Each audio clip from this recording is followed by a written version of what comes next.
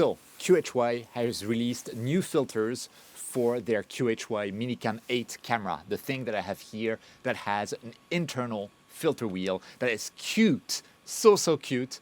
And I had it originally and still have it with LRGB, sulfur 2, H-alpha, and oxygen 3 filters. Those sulfur 2, H-alpha, and oxygen 3 filters were 7 nanometers, but QHY came up with 3 nanometer bandpass versions of those filters. And so I wanted to compare the two and basically do a fight between the 7 nanometer filters and the new 3 nanometer filters to see who would win. I mean, obviously it has to be 3 nanometers, but by how much on the same target with the same amount of exposure time right before meridian and right after meridian on the same night with no moon, so that we have all of the same conditions. And I did that, and we're going to have a look at the results. I'll take the opportunity to also review the new 3 nanometer filters of QHY because, of course, the first thing I did is run them through my spectrophotometer to make sure that they were up to specs. Okay, so first, what do you get when you get those filters? It's important to know that you cannot order the narrowband, the 3 nanometers narrowband filters separately. You have to buy the full LRGB SHO filter set, and it comes in a box like that. And what's very interesting is that not only do you get those filters, which seems wasteful, why do I have to buy LRGB all over again even though I already have it in there? Well, it also comes with a new wheel, so you can switch wheels in the camera fairly easily. And that's what I did when I did my test before the meridian and after the meridian. The total time that it took me to switch the wheel, place things back together, and be back to imaging was roughly 30 minutes. The switching of the wheel itself was probably 10 minutes of that. So that's actually pretty cool. And so in the end, you'll be getting a wheel and you'll be installing the filters in the wheel yourself. The filters come in a little plastic thingy like that. Basically, you open it, and what you want to do is, without changing the filter orientation, you want to pick one of the filters one by one and place them in the filter wheel, just like I did in my initial review of the QHY Minicam 8. This gives you the correct orientation of the filters. When you look at the filters, by the way, something is new compared to the old ones. They have black borders on the side to really away from any stray light. And those black borders, they're visible from within the filter if you're looking at the non-coded side, which should be facing your telescope, and they're not visible from within the filter if that's the side you need to bring towards the camera. And with that, you know what you're getting. You're getting a whole new wheel. And if you want to see how to install all of those filters, you just need to watch my previous review on the Minicam 8. I'll put a link up above and down in the description. By the way, it also came with a screwdriver that you need to replace back the wheel. Place a cover on top of the filters after you put the filters in the wheel, and then a little pair of what you call those tweezers to move the filters around. Works great, no issue whatsoever. And the whole set for those filters is $300 or $299 US. So for getting 3 nanometer SHO filters plus LRGB, that's actually pretty darn cheap. Okay, so the first thing I did, I already mentioned it. I'm going to just give you the results right now because why not? What I did is I took each of those filters, LRGB, SHO, I put them through my spectrophotometer. So LRGB, they're never incorrect, so they're fine. SHO, they were perfect. I'm not even joking. They were perfectly centered, perfect bandpass. Full width half max is 3 nanometers. Actually, oxygen 3 was closer to 3.5 nanometers. The center was exactly where you expect it for each of those bandpasses, except for oxygen 3, where it was slightly, by 0.5 nanometer or so, shifted to the right, which is a good thing, because then with fast optics, anyway, you go back towards the center. It was beautiful in terms of the specs. The filters are excellent. I'll show you a bit later in terms of the parfocal ability of those filters, whether you need to change the focus between those filters.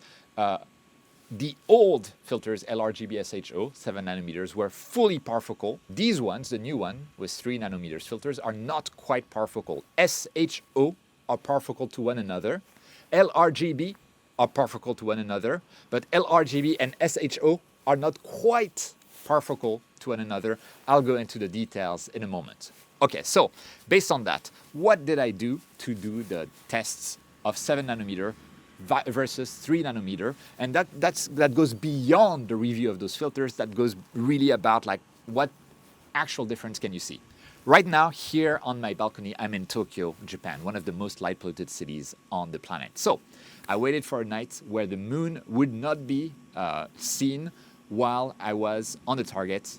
That was before meridian, after meridian.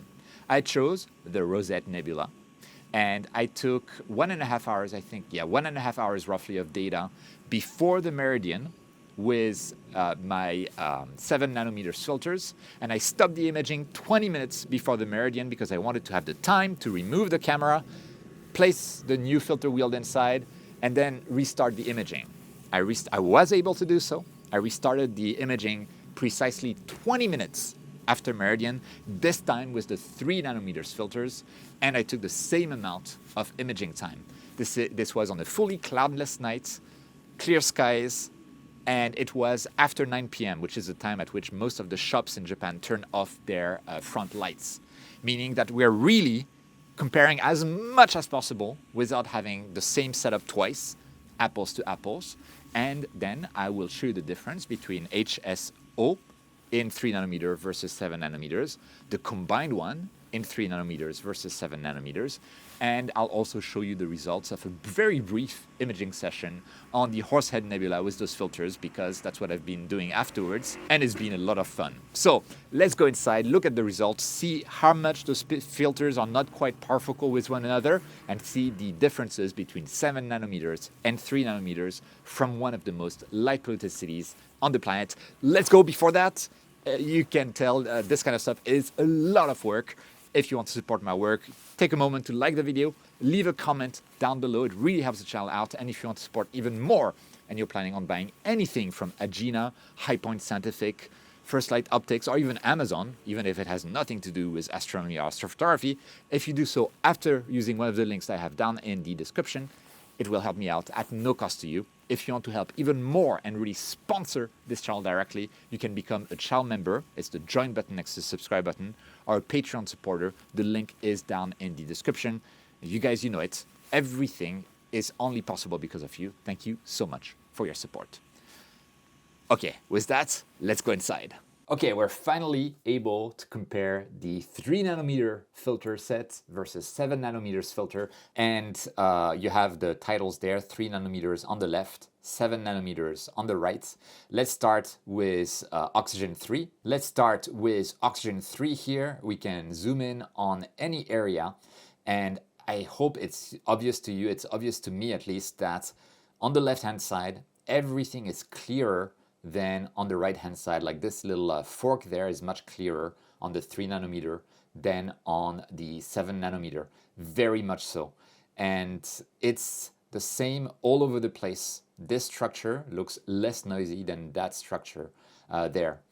And yeah, I mean, this is quite clear to me how much of a difference there is between the two images. Like even if we look at those dark structures there, and the equivalent structures there are much more, they stand out much more from the background on the 3 nanometer filter. So this is a good start. Let's go to sulfur 2. Sulfur 2, well, it's more obvious. It's actually much more obvious for whatever reason. This guy here is definitely less well detailed than that guy there. It's a faint difference, but it is definitely there. Same thing here, this little dark protuberance is more visible on the left image than it is on the right image there. And this is because we have, simply speaking, a better signal to noise ratio on the left image than we have on the right image. So that's pretty clear as well. Overall, even if you look at it from far away, it feels immediately to me that this guy on the left has better signal to noise ratio than that guy on the right. But for now, it looks pretty, like it doesn't look like it's such a huge difference. Like, is it worth spending $300 to get those 3 nanometer filters if that's the difference that I get from Tokyo? Let's have a look now at H-alpha, 3 nanometers on the left, 7 nanometers on the right. Let's look at this fork here, and oh my word, like this is even more of a difference there. Like, I mean, there's no comparison, right? This fork there, the definition on the left is very different. Like on the right, it's like 720p. On the left, it's 2K or something like that, maybe 1080p. Maybe I'm being too generous. But yeah, here too, this is much smoother than on the right, which is much rougher. And the noise, overall, look at all of the noise that we have on the right compared to the left. That is much, much smoother. So yeah, we see very obviously large differences between, I mean, even there, like not even zooming in. I don't know if YouTube compression will let you see, but my word, this top left here looks so smooth compared to a very like rugged, let's say, top left here. I mean, even this area there, like this dark area is so noisy on the right and so nice and smooth on the left. Like, honestly, it doesn't look like a big difference, but it actually is. What would happen if we processed those images with exactly the same processing, which is what I did for both those 3 nanometers and 7 nanometers filters? Let's have a look. These are the results. Now, I kindly asked my wife to rename the images 1 and 2 and move them around without telling me which is which. So currently, I don't know which is which. I do have it on a piece of paper that's folded. So let's have a look. Okay, I think I already know. I mean, without zooming in, look at this guy here. Very nice definition of the dark filaments. Look at this guy there. The dark filaments are much less visible. They're less, they're less pronounced. Even though I did really exactly the same steps on both pictures. And let's zoom in. Let's zoom in. Oh yeah, this. Yeah, the guy on the left here is so much more defined than the guy on the right. Let's see. Oh yeah, like look at this. This is quite noisy here, and especially this area there on the right compared to this area there on the left. It is much smoother. This triangular kind of structure is also much smoother. And mind you, this is after blur exterminator, this is after noise exterminator, this is after all of those processes, and yet, at first glance, I can say for sure, I don't have any hesitation, that the image on the left is 3 nanometers and the image on the right is 7 nanometers. Let me check. Yep. It's obvious. So, is that obvious enough to you that you want to spend $300 additional? Or maybe you didn't buy those filters in the first place. Maybe you don't have to spend you don't have to spend an additional. Maybe it's just like, hey, I bought the camera without filters. Now I need to buy my filter set. Is it worth it? My opinion, yes. Yes, absolutely yes. But I haven't gotten into the parfocality of the filters. First, before going to the parfocality of the filters, let me show you the results of a full night of imaging where I have combined both the 3 nanometers and the 7 nanometer filters. So this is basically before and after meridian put together, and this is the heart of the Rosette Nebula. I really like what I see. This is a lot of fun. I love this hobby.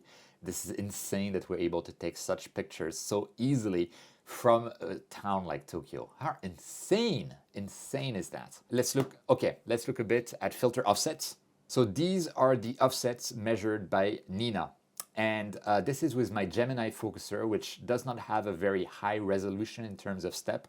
To give you an idea, my autofocus step size is 15, meaning between 2 autofocus points, I move the focuser by 15 steps, meaning 15 steps is enough to see visibly a difference on focus in a short, several seconds long frame very easily.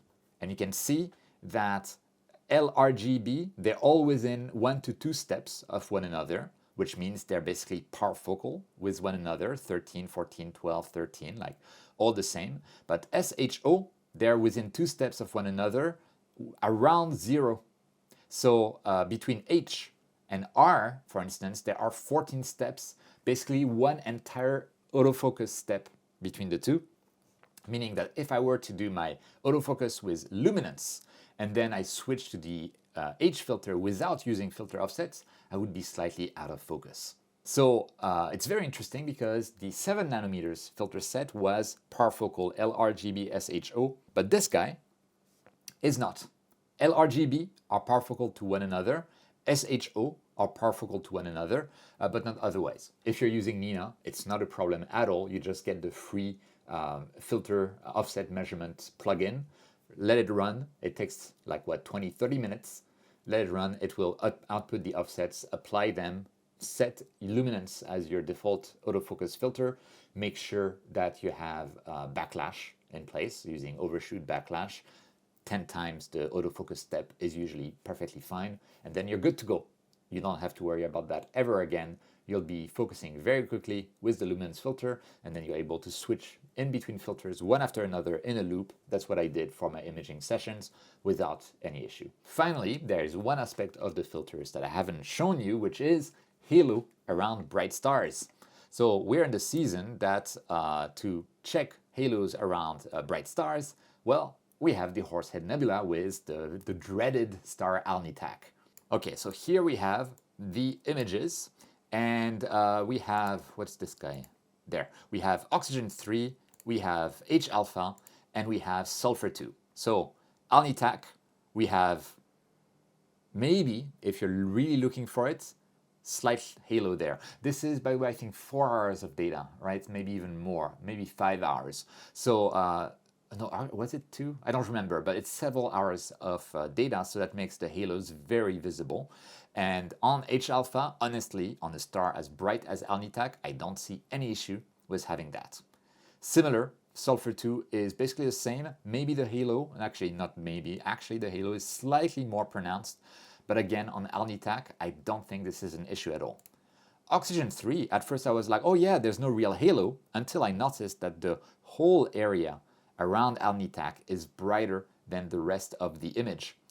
If I look at the combined image with the star removed, you can see we have the halo there is actually affecting the image. If you look at my final image, this is how it looks. I think it's pretty cool, but you can see that the halo in oxygen 3 did affect us somehow. Now, you know me, you know I don't care about halos. I actually kind of like star halos because they prove that I took this picture myself, that my equipment is not perfect, and that I'm having fun. But I know most people are allergic to halos, so there you go. Oxygen 3 doesn't have like a really defined halo as we're used to see. It has a diffuse halo only on very, very bright stars like Alnitak. So if you're often imaging H alpha, oxygen 3 targets around very bright stars, that may be an issue. How often does that happen besides the Horsehead Nebula? I don't know, but this is pretty cool. Like, this is so nice. Look at this Horsehead. Oh, it's so cool. Oh man, it's so cool. Anyway, I love that we have so much details. Oh man, 3 nanometers filters, baby. Wow. Anyway, here we are. Lots of fun. This hobby is amazing. So, filters, 3 nanometers versus 7 nanometers. Unsurprisingly, unless you have bandpass shifts, so make sure that your optics are basically slower than f4, 3 nanometers is definitely better. If you're f2.8 or f2 or you're using RASA, stay with 7 nanometers. Do not try to go to 3 nanometers unless you have specialized filters for that, and even then, they sometimes have issues. So be careful. So there you go. There you have it. These are the results that we get, 3 nanometers versus 7 nanometers, and also on those particular QHY 3 nanometer filters for the Minicam 8. Honestly, for a full set LRGB SHO 3 nanometers, to get this kind of image, it's absolutely worth it at $300 US. I'll put the links down below, of course, if you're interested. If you're planning on buying anything, including those filters from Agena, Highpoint, etc., if you do so after clicking the links down in the description, it helps me out at no cost to you. While you're at it, you can like the video, really helps the channel out. You can leave a comment, also helps a lot. And you can even sponsor the channel directly by becoming a channel member, Patreon supporter. I love you guys. Thank you so much for your support. But with that, thanks so much for watching. I hope it was interesting. Don't forget, whenever you can, to look up at the stars, and I'll see you next time.